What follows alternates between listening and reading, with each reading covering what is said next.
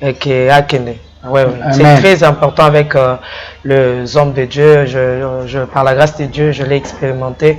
Il y a moi la moko tozo l'excellente délivrance et mutakota isa grand-mère moko zo ba fouter les panais. Ndam ko na matin kana bina tinjo na ba bar na ba hôtel na ba boîte. Na ba bar na. Mais je crois que le côté la ndumba mo bo. C'est quoi il y a le bien à répondre pas bino na keyo moni ngo lelisinga nga na kei. Na kezela ye na bar na ba boîte na botel mukolo ye pa ko ya na bar na botel okoluka yen okolela ndenga pe na lelele. Amen. Koza iloko moko bona na loba vana kota na kati ya hiérarchie. Kwa ba démon msusu babimaka na offrande. Kwa ba démon msusu babimaka na dîme na yo. Kwa ba démon msusu babimaka na prière. Amen. Il faut que bangonde ba lexaka bat na délivrance bangonde mutu ba travailler trop délivrance ko leka ba fidèle na bango. Alors faut ça toujours révéler monde de délivrance et zamba munene. So kocho ko c'est le bazar feu. Voilà donc le bazar mbeli. Mbeli. Ça épée de Dieu. Dans la matricule, dans la matricule, monde de délivrance, dans le nango, il faut zala. Mukol, bon, yo zoke no bunda na compte royaume. Il y a royaume de Dieu. Est-ce que tu fais partir na royaume? Est-ce que yo za pasteur vraiment? Lole yebi ki pasteur. Loba yebi ke yo za licence qui pasteur. Peut-être yo za pasteur na mokilpo teya. Po simba ka bible, po za l'église. Mais pas nzambe. Okizala kititi. Fute koti rikaba santa. A koti na désert. Pas a koti na désert. Satan langi. Ayeba indeni na ozo kende o gêner. Po beta Satan esengaka oyeba ye. Soko yebi ete okoki jamais kolonga ye. Deuxièmement, bonne nouvelle que porto les a kangamate ba tindika ko tindika yo kesko bando ko tindika. Satan ba démon na yebi il a connu la vérité. Benga ba démon ebele ba kene na porte wana ba okanga ebele ba ko vimba porte wana obima shute. To yebi na kati ya Bible ezolo ba Belzebab. Bet moko boye azakana mapapu. Mapapu wana omoni wana. Eza mapapu du diable aza mapapu apumbwaka. Ba benga le roi de sorciers qui fly, de roi de zone qui fly. C'est Babylone nyonso oyo epumbwaka. Babylone nyonso epumbwaka ya bandoki yende roi na ya bango. Sata pesa bokonzi. Yende wana Belzebab bomonaka azalaki angelu ya nzambe abalukela nzambe tangu Satan salaka rébellion akoma angelu ya Satan.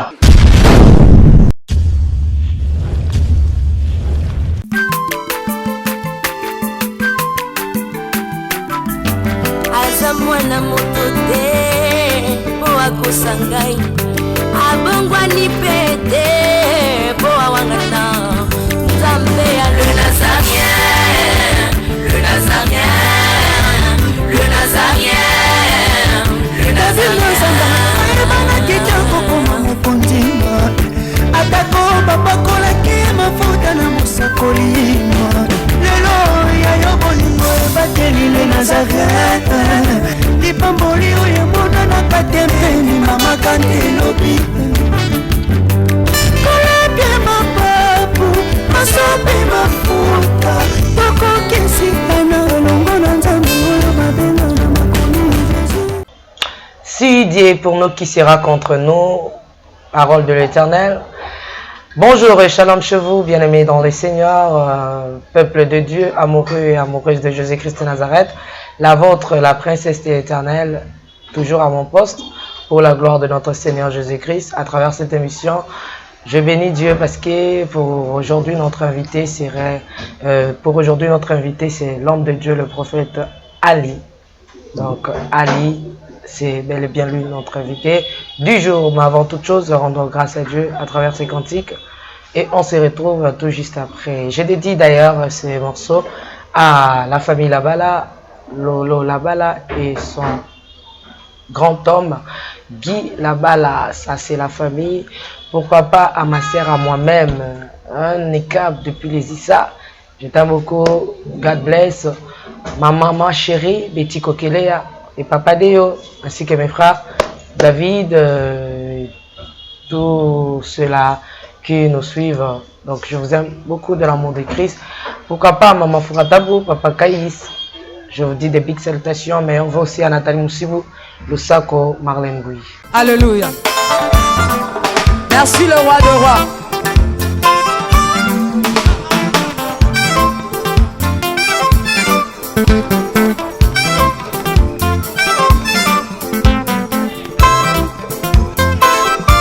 Alléluia.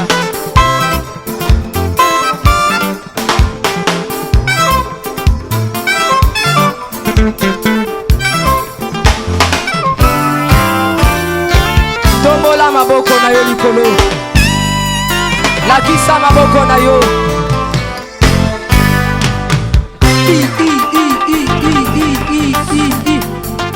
Sakat.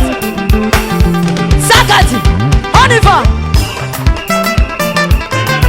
Ah. Salaboye, Salaboye. Assis sur son trône. Salaboye. On y va. Assis sur son trône. Encore, encore, encore. Ah, ah, ah. Afandi na ngwende na ye. Yesu azaya kofanda. On y va.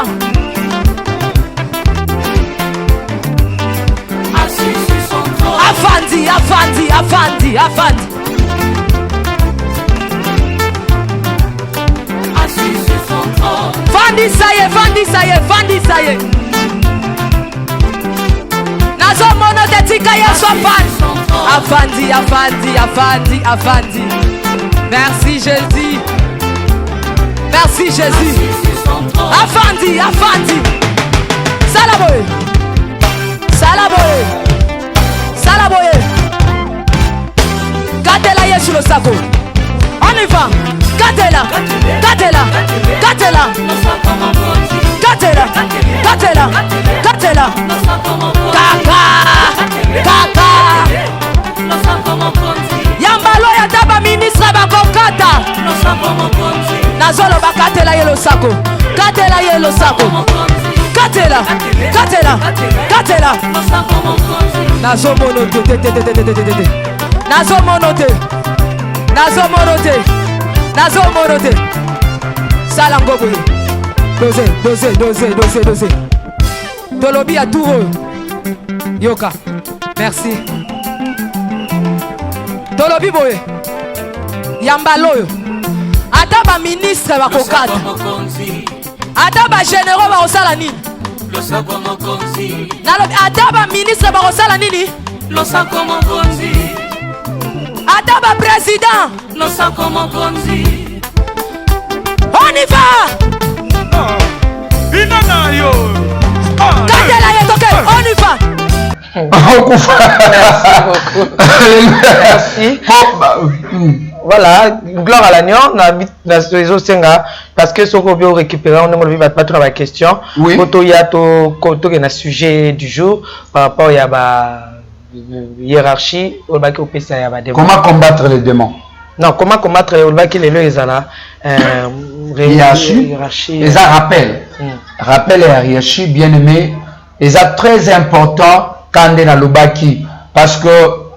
Mais là, quand le prophète, ce serait très important, beaucoup plus aux hommes de Dieu, parce que même je l'ai expérimenté dans ma service, dans ma délivrance.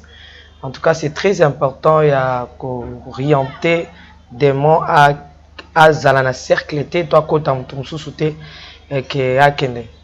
C'est très important avec les hommes de Dieu. Par la grâce de Dieu, je l'ai expérimenté. Il y a moi, mon côté, l'excellente délivrance. Et mon côté, il y a grand-mère, mon côté, ils ont foutu les panneaux. Mais, quand on a vu, ils ont venga pour na kende wapi. Pourquoi à kende wapi? Kende wapi, donc, faut orienter à kende wapi. Et prophète, au tinde wapi. Il faut y avoir place aux autres tinda. Ngam ko ana na matin kana bina tindio na ba bar na ba hôtel na ba boîte. Na ba bar na ba. Mais je pense que le côté la ndumba mo bo. C'est quoi il y a le bien à répondre pas bien non.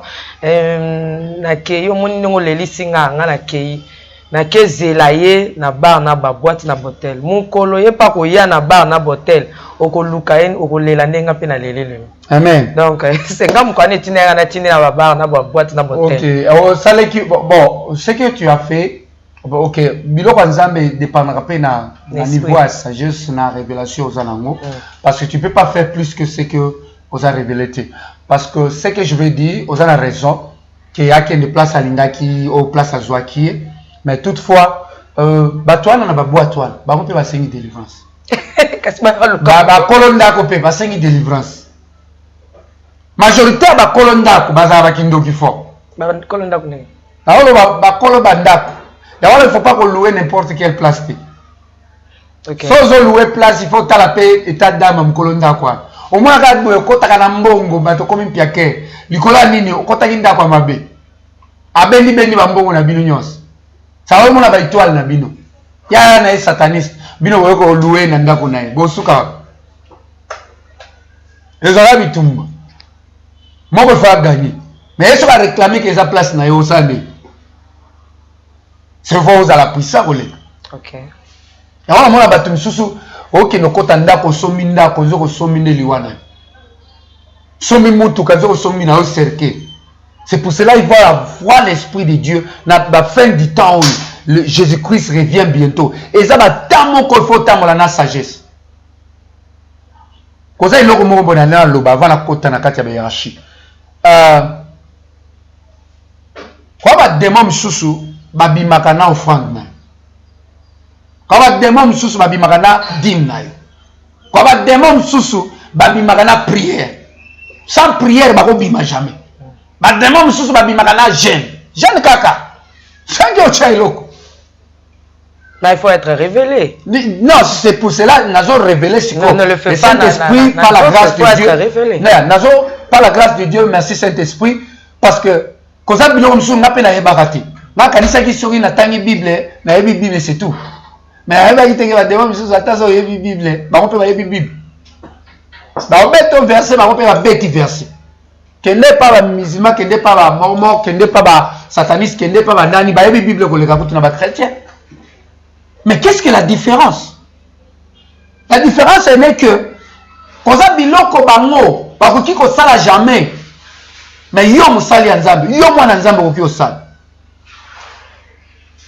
Parce que toi, tu n'as pas tu as la totalité de la sagesse de Dieu. En Christ, il y a le fullness, la totalité de Dieu. Et toi aussi, tu es en Christ. Yo, là, Jésus, ce que mon nié. Jésus a dit, si tu me vois, tu vois le Père. Que le Père, la totalité divine de Dieu.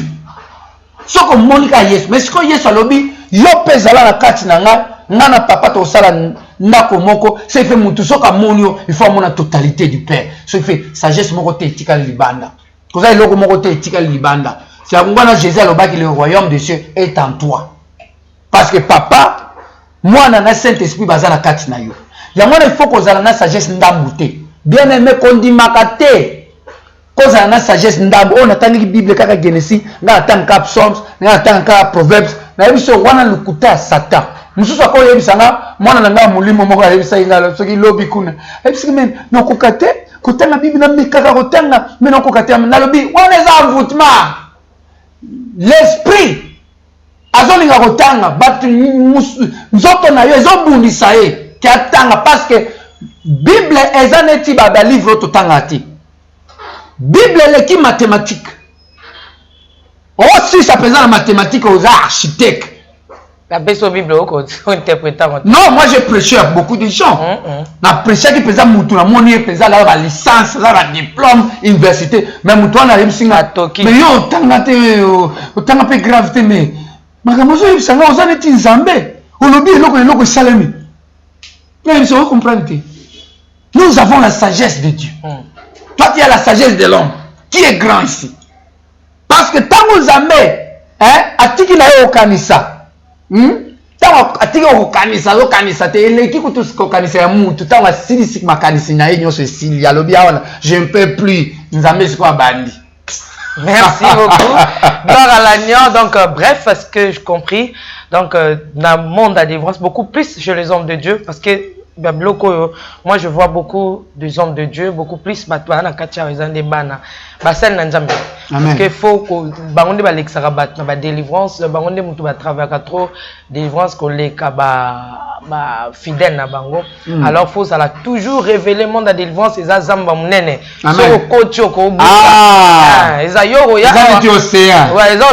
de délivrance.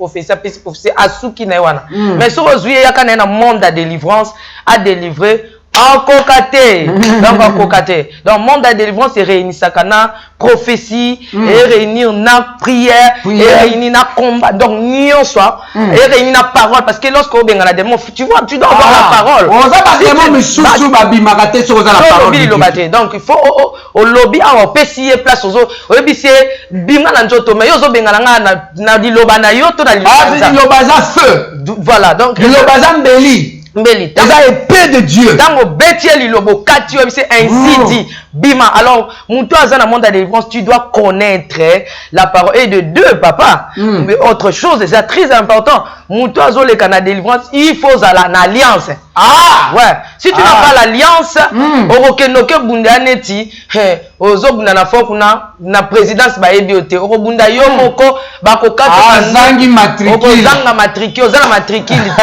Monde de délivrance, tant aux Okenango, il faut Zalan. Mpo Yozo Kenobunda na compte royaume. Il y a royaume de Dieu. Est-ce que tu fais partir dans le royaume? C'est ça aussi. Tu es pasteur, est-ce qu'il y a un pasteur et pas ya Batou, mais pas ensemble, est-ce que tu as l'alliance? Pas au biso tozo bengo pasteur. Est-ce qu'il y a un pasteur vraiment? Lole yebi qui pasteur. Loba yebi qui a la licence qui pasteur. Peut-être qu'il y a un pasteur dans mon kirpotea. Pour simba bible, pour dans l'église. Mais pas ensemble. Au kizala kititi. On se pose na matricule. On a matricule non, au cause na matricule ya misusu. Mais on a dicon, on a dit son intercesseur ou quelque chose. Mais si on est pas ensemble. Est-ce matricule ou un céleste? Et ça là niveau yo benga benga. Voilà. Il y a pas de démon sur ma sakanate, moi la passer pesa pop maladie est bête ya koufi. Ah tu entends maladie en un homme de Dieu. Un élève de Dieu. Maladie est qui comme mayoti. Maman Tiffany yoka bien. Pour sa dimension. Ah mon aïe ça va na ngam lima yobi na o mona liwate alobi pose ba bonga yobi on comprend ngoti. Pour sa dimension, j'ai vu cette révélation lorsque le Saint-Esprit m'a parlé de la vie immortelle. Alobi tala bien vie à Élie. Mutu aboti aboyiwa akanga lola. Tala Élie a né de nouveau terre, mais à comment qui na niveau moko boye ba chrétien belé ba komati. Mutu akanga lola lobi na moko kozala la nzala. Na kanyango. Nzambe a obéir parole wana lobi 6 mois et 3 mois 6 mois moule bétité. Imaginez ces heures changer. Mais ça qu'un jour l'homme le plus dangereux dans le monde c'est l'homme de Dieu. Parce qu'il y a qui sala pays oyo et ça va prospérer. Occupé au sala pays au Congo et comme pauvre. Si Congo est comme ça aujourd'hui, c'est pas les démons, c'est pas les pays misusu, pas voisins. Le problème en est que les hommes de Dieu n'ont pas fait leur travail. Et vous savez qui? Mais vous savez à mon dame. Délivrance. Combat spirituel. Il faut délivrer le Congo dans le niveau spirituel. Congo, la minute autant dans le Baboue, parce que Dieu m'a donné mandate que l'obéla nation mais spécifiquement les Congolais. Ce sont les nations élues de Dieu, nations choisies, mais vie bazolinga ba mener. Et ça y a monté na pona ki pona bango. Papa maman mo katuna kinga lobi est-ce que na koki pe ko sala délivrance ya ndako na nga saki na benga pasteur. Problème est à la rabouille, hein? Na chilomboui. Kozala ka biloko mususu yo koki ko sala grâce. Comprendre? Et pesa mina mutu nyonso te.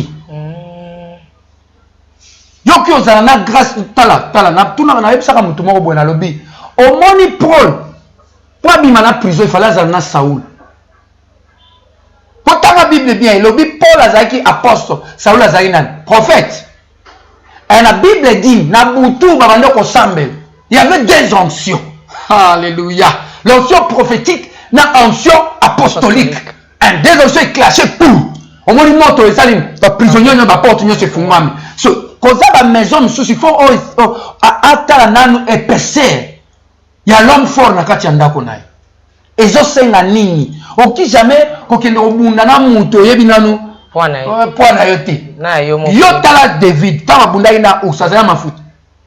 Tala bunda ina liwazaya mafuta. Mais tala ba ko bunda na Goliath senga ki mafuta. Comment misusu bakota ngoto yo ko sala délivrance na ndako na oui, tu es une femme de Dieu, un homme de Dieu, ndako na Isaiah yo zwa possession nango, zwa délivrance. Mais so moni eloko mo boezo marché tu dois combiner. La Bible dit vaut mieux deux que un. Pour les autres babon, Paul bakanga ki lisusu. Est-ce que abimat?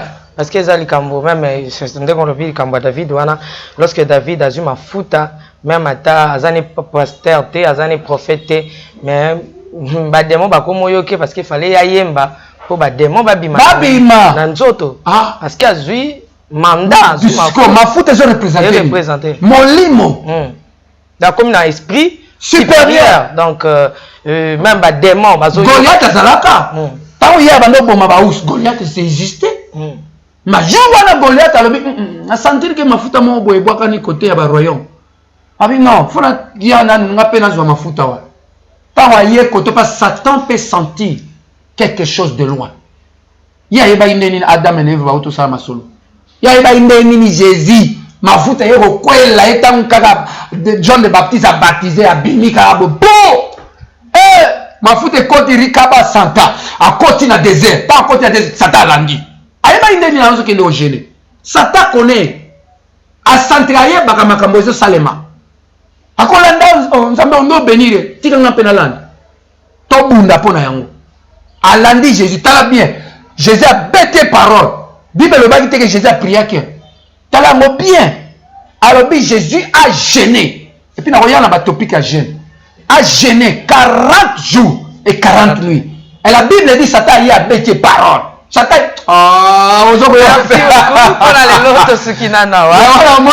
Babylone msusu Babylone msusu na loba mama Tiffany somoni koyeba nzambe ezaka bien eza kitoko esalaka emuku navandaka nakomi minyoka neti naza na monde msusu naza nzambe nzambe akosala ozala nzambe nde bongo asalaka tala moni Moïse asebe na sala mwambo omoni ba bote ono za na ngola Egypte eza tenga otya ba Marcel na tyo ba maquillage na sala nzambe neti ngana otya Aaron omoni ye ali akikuna tika ye ozaka prophète na yo na ko sala neti nzambe. Merci. Pourquoi à niveau mo boye et puis ça biso sentiment et moi so omoni muto azo souffrir ozolela ozoba est-ce que oyebi qu'il faut pas que tu souffres oyebi qu'il faut pas que tu sois malade. Cause on a des secrets dans le royaume. Nzoto, zoom sur na koloba mama Tiffany. Nzoto ils ont des secrets. Eza tabernacle nzambe tika na kata ngobongo. Zoom sur na koloba ngo. Merci toye na hiérarchie, il y a pas de mots pour que bana nzambe ba maintenir yango malamu prophète. Amen. Maloba mais ba sal nzambe bazana ba question botu na bo réagir et lo esala nga pasi moi ka basena nzambe amona ke muninga ni musa nzambe abimisa makababo tuna question sona tuna question parce que nous connaissons en partie et nous prophétisons en partie prophète yo po ebinyo sauter ozo pesa ezaka nzambe pesika o nazana ngo alors na oki opesa jamais elo nazana ngo voilà yo po kozana oyo kozana ngo na momo tuni question. Il y a un autre prophète qui me parlait des choses et tout chacun a vraiment il m'a donné beaucoup d'instructions que comment c'est pas que nous sommes supérieurs que les autres. Mais ils ont grâce, nous avons grâce na saison, na temps naïe. Amen. So ce que ça temps naïe, et comme on a biloko bandoko luba et koye banake et loba mananti. Amen. Pourtant David abimaki ya sana zam. Mais tant abimaki, makambo se vite à sala. Alors 1000 tombent à ma côté et 10 000 à ma droite. Mais Saoul a vendu ça à 1000. Mais tout le David a bêti 10 000. Merci. Praise the Lord. Merci Seigneur. Tu remercies mon santo pour la biso na sentir onction dans la maison. Et ça il y a place aux alliés. RHI à Satan est très important qu'on y ait ndenge nini Satan opéraka. Nalobaki bien aimé boyo kanga bien. Pour beta Satan et sengaka oyeba ye. Soko yebi ete okoki jamais kolonga ye. Deuxièmement, la Bible dit, Jean chapitre 8, verset 32. Et le but, tu connaîtras la vérité et la vérité va t'enfranchir. Yokanga bien. De plus que tu connais la vérité, le plus qu'on t'attaque. Yamana un mot, la vérité, nyon se zara mutu nyon sote. Ce qui fait, sorozo kama biloko yu, kozelate ozala baptisé. Kozela ko repentir ezala mbangu. Kozela te ba ebiso ke kende ko repentir, tu te repens. Tu reçois Jésus-Christ comme ton Seigneur et Sauveur. Ba mission yo ba obumisa biso la monde ditene ba yebi eloko na zolo. C'est très important. Ba nzela na yo bongisa ngo. Po ba démon siko ba yebi ke yo yebi porto ezaya fungwa. Porto ezaya okangama bakangaki na clété. Ba tindika yi ko tindika. Tata ebaki yo yebaka te ke porto ese fungwama. Mais le jour où il y a bonne nouvelle que porto les a kangamate ba tindika ko tindika yo kesko bando ko tindika. Satan ba démon na ba il a connu la vérité. Benga ba démon ebele ba kene na porto wana ba kanga ebele ba ko vimba porto no bima shooter. On comprend? Et ça kangamate parce que Jésus a la clé. C'est seulement Jésus a la clé de fermer et d'ouvrir. Mais les démons sont en train de ba porte. Au moins la porte na eza ko tindikama. Ozo musalate. Eza ba démon de baza simanango. Yondo za wana ata Jéricho bakangi. Mais si Jésus a dit oui, que ozo kota pro Jéricho. Okozo ngo. Ba Joshua ba yaki, ba kutai ba portier nyo se kangami.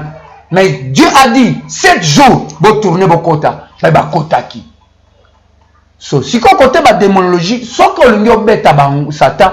Il faut y avoir des na opéraka. Nako banda ko mentionner bino babiloko, c'est-à-dire jour na mentionner ki RHI mobimba na sotaki mingi. Mais ce qu'il faut comprendre c'est qu'on a banda nanu na ba démon amen. Ba démon plus fois baza na activité na bango ya makasi. Oyebi okoza na titre mais oza activité mingi te. Amen. Na kati ya monde du ténèbre. Beelzebub toye barango na kati ya Bible bien aimé eza na Matthieu chapitre 12. Toye na kati ya Bible ezolo ba Beelzebub. Matthieu chapitre 12 obandi just o kota obanda na verset 22.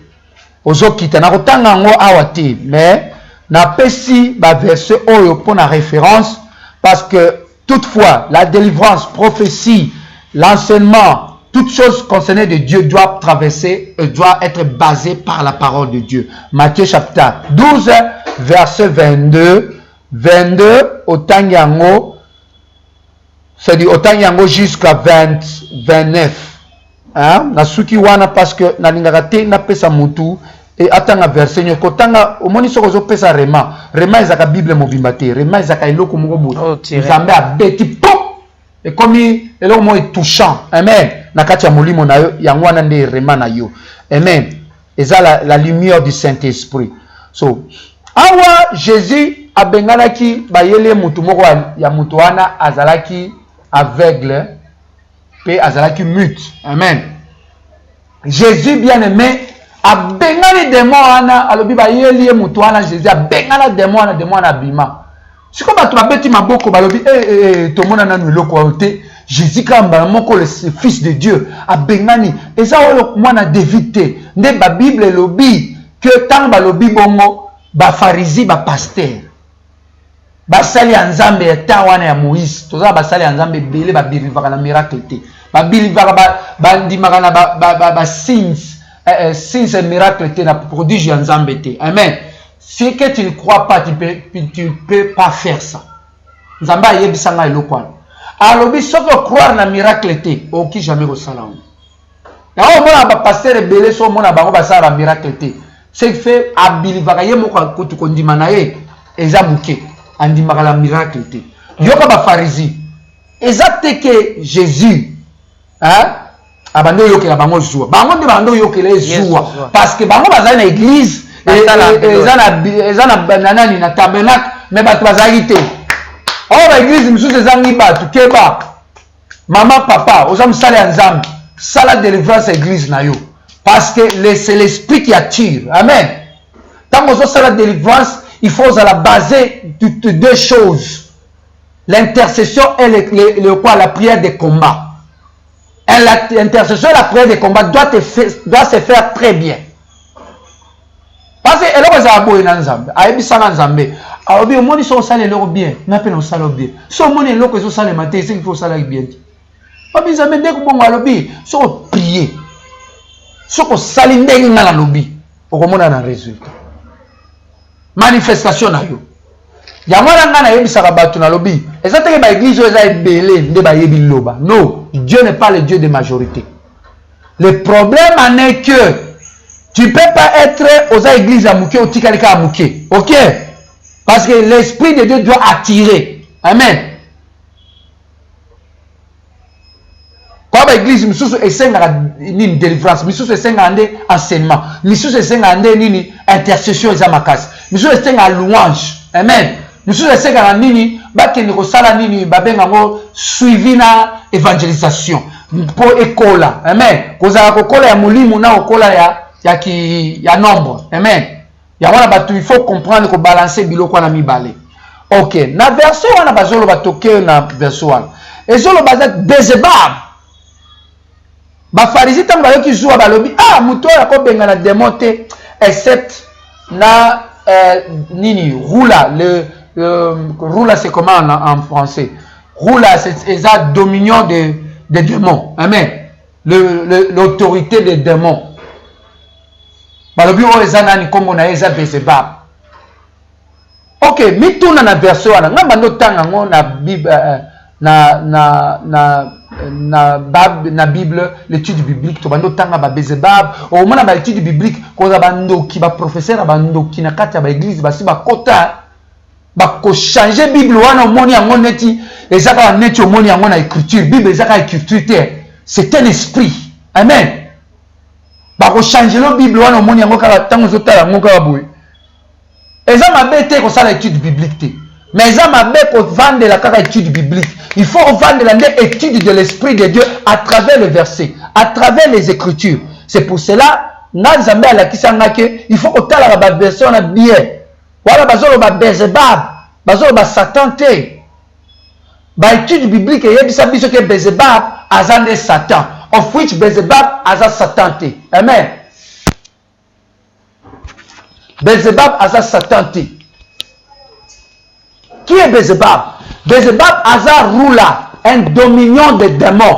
Azali na kati ya monde du ténèbre ba représentaka na monde d'enfer. Azalaka beast moko boy bête moko boy azaka na mapapu wana omoni wana eza mapapu du diable azama mapapu apumbwaka. Babenga le roi de sorciers qui fly, de roi de zone qui fly. C'est Babylone nyonso oyo epumbwaka. Babylone nyonso epumbwaka ya bandoki yende roi na ya bango. Sata pesa bokonzi. Yende wana Bezebab bomonaka azalaki angelu ya Nzambe abalukela Nzambe tangu Satan salaka rébellion akoma angelu ya Satan.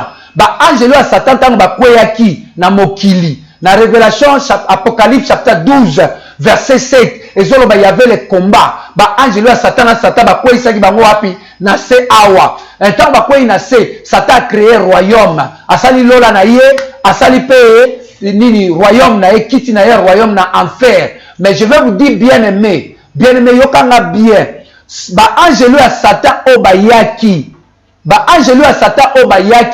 ba Satan pesi bango ba pouvoir ba misali ba nzambe ya mike yango lo mona ka ba religion ebele tant que on a ba religion ebele bandimi ebele bazofende bipai eza production ya ba angelou wana ba misali banzambe ya mike. Beelzebub aza nzambe ya muke ya monde de ténèbres, aza nzambe babenga ye roi ya batu bapumbwaka. En anglais, roi, the king of flies. Ye wana yenda provoka ba accident. Na sena ye kozalaka o ba sorcier o ba pumbwaka na manini na ba kombo. Bomona ba sorcier ba pumbwaka na ba kombo bakenda na butu ko kenda boma batu. Ba roi na bango ezalaka Beelzebub. Beelzebub tango bomoni wana Jésus a lobi bien. Batuni ba lobi ozo benga na démon wana parce que toi ozwaki pouvoir on peut à Beelzebub. Beelzebub azanan. Yenda pesi Jésus pouvoir. Jésus a lobi non. Royaume c'est à Satan et comme on dit ça Satan te. Satan a Satan ba ko bundate parce que royaume na e kozala détruire et kozala diviser. C'est pour cela bana nzambe il faut comprendre. Famille na famille, ce que bundi, so moni famille ezo bitumba belé na kati ya famille, il faut yeba koza de royaume. Koza royaume ya nzambe, mbe koza royaume ya Satan bazo bunda. Ezate ke bozo yo kanate. So moni na famille bozo yo kanate, c'est que fait koza batu basi ba koti makambo ya Satan. Koza batu misusu basi ba koti makambo ya nzambe. O mona famille misusu balinga makambo ya nzambe te bazana kimia. Parce que ezaka Satan na Satan bazana kati. Kwa famille msusu ezaka bazana kimia bazana bonzambe. C'est fait Satan koti place te. Mais so moni famille ezobunda mingi, église ezobunda mingi, batu bazobunda mingi kimia ezate boye bake Satan munguna azana kati na bino. Bien aimé yango la Bible ezoloba bien. Jésus a le Bible. Soki nga nazobengana nini ba démon wana na bengani na nini na puissance ya Beelzebub. C'est que fait ngai nazana kati ya Satan na obundisa Satan. Alors bien ko salema te. Nga nazobengana ba démon na molimo ya nzambe na loboko ya nzambe na molimo ya nzambe. So ba démon wana ba bima. C'est parce qu'il y avait deux royaumes bakutanaki. Yangwana bato belé ba interpréter ba version wana mabe parce que ba étude biblique mususu ezaka influencé par l'ennemi. C'est pour cela Beelzebub aza démon oya yenda kozala ba accident ba benga ngo les maîtres de catastrophe. C'est-à-dire aza mutu moko boye asala ka ba accident. Tant que mona ka ba accident na banzela batu bakufi na ba poto na ba Afrique du Sud na ba Canada bomona ka bato belé na Amérique batu bakufi batu bakotela batu bandako na ba minduki. So bomoni esprit wana ezo dominer quartier wana ezo dominer ba place ebele bakuluna yebaka ke bien aimé eza esprit ya Beelzebub ndezo dominer ba area wana. C'est bandoki wana bozomona bazopumwa na babutu banani wana bazopumwa na babutu eza batu bazana sena ye. Ce qui fait so ngi obundisa bango. Il faut comprendre, qui jamais au banda, Satan sort d'ici, Satan sort au nom puissant de Jésus-Christ. On le dit bima, akobimate, parce que garde du corps na Beelzebub azalinan. Il faut aussi manyoka na nini na mukila na yepo betaye. Na pe na yebaka eloko te. Anti le Saint-Esprit abande ko révéler nga, na tanga ba livre belé, na sambele belé, na sala ba jeune belé. Mais il y avait la sagesse qui manquait. Quand Salomon avait pris Nzambe, et lorsque Salomon a sengagi Nzambe, la sagesse. Je vais connaître le mal et le bon. Je vais connaître comment discerner le cœur des gens. Je vais connaître comment voir les choses qui ne se voient pas. Zamba fongola liso ya mga molimo ala kisanga Beelzebub. Oyebi na kutana na Beelzebub vis-à-vis. To bunda Beelzebub azaneti ça n'est une peste moko biste babenga ngo nini forme na monaki yango aza mwindu aza neti gorille moko boye aza na mapapu maboko makolo c'est yenda wana yenda pesaka ba pouvoir et pas ba miyibi bomona ba miyibi na quartier bazoyiba mituka bazoyiba makambo belé mulimu wana nde lataka bango. Mutu nyoso abimisaka makila ya batu banganga nyoso babimisaka makila batu ba egorjaka batu bakataka batu maboko bomoni bango ba okende koteka nini ba parti ya mutu bazokende koteka yebake bazotambisa milimu ya Beelzebub. Soko oza molimo mosali ya Nzambe, oza na église, oza na ministère, il faut kokanga olobi au nom puissant de Jésus-Christ. O désarmer Beelzebub, o kangiye, o bukiye, o chubie la mbeli ya milimu, o détruire au nom de Jésus, o neutraliser na makila Yesu, o boaki o kangiye, o boaki na lifelo, au nom puissant de Jésus-Christ, o bano mona ba effect na bango. Deuxièmement, bien aimé, koza mutusu iyo efona loba, parce que son alobite, batumsu bakobala te. Son alobite, batumsu bakobota te. Son alobite, batumsusu bakomona vina bangola ba mari de nuit, ba femme de nuit, ekotika te.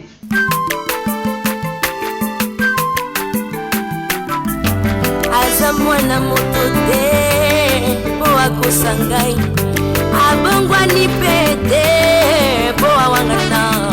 Nzambe ya le Nazarien, le Nazarien, le Nazarien, le Nazarien.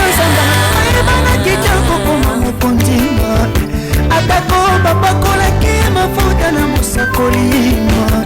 Lelo ya yo bolingo ebateli le Nazareth. Lipamboli oyo mona na katempeni mama kantelobi. Kolake mapapu, masope mafuta. Toko kesika na longo na Nzambe oyo babenga na makomi.